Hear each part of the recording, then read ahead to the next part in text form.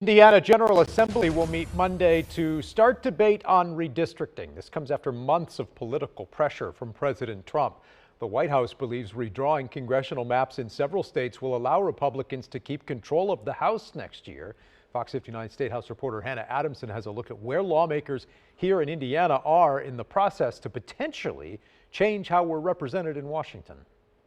With less than a week to go before the Indiana House is expected to vote on a new congressional map, lawmakers don't exactly know what that map could even look like. Wednesday, Republican leadership remained mum as to what a timeline for a redistricting session could look like and where the maps are coming from. My deep suspicion is that these maps are not being drawn in Indiana. Republican strategist and former state lawmaker Mike Murphy says if the House suspends the rules, lawmakers could pass a bill in a matter of days. From what I'm understanding, we will have redistricting done maybe as early as December 10th. This is absolutely unprecedented on multiple levels. Political science professor Laura Wilson says it's unclear if the House will allow public testimony on new maps. They don't have an obligation to have public testimony. I have no doubt if they allow public testimony, you will see people lining up to take that opportunity. Republican leadership announced on Tuesday the General Assembly would meet next month to begin the redistricting process. We just want to see a map. We don't want to give an opinion one way or the other, which is very valid until they've seen something.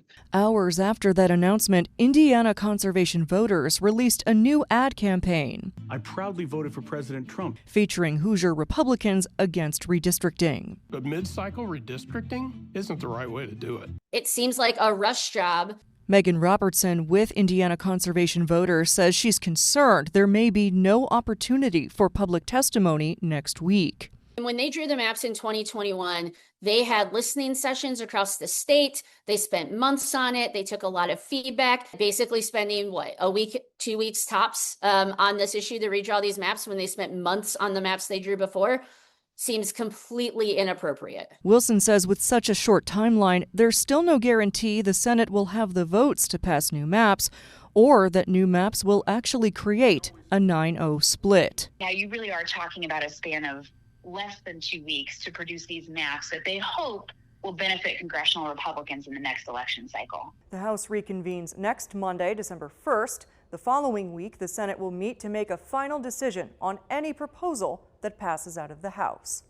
Reporting from Indianapolis, I'm Hannah Adamson.